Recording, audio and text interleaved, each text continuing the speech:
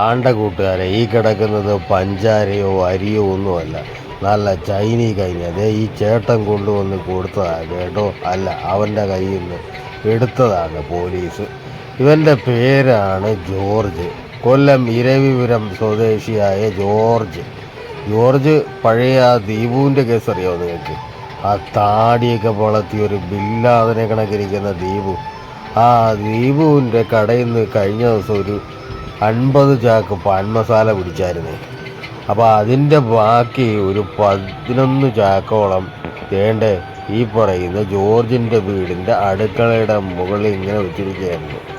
അപ്പോൾ ആദ്യം വിചാരിച്ച് പൊറോട്ടയ്ക്ക് ഉള്ള മാവായിരിക്കുന്നു കേട്ടോ. പക്ഷെ മാവല്ല, ദീപുവിൻ്റെ കടയിലിരുന്ന അതേ കണക്കത്തെ ചൈനീ കൈനി, ശംഭു, പാൻ മസാല അങ്ങനെ തുടങ്ങി ഒരുപാട് ഐറ്റങ്ങളുണ്ട് ഈ ദീപുവിന്.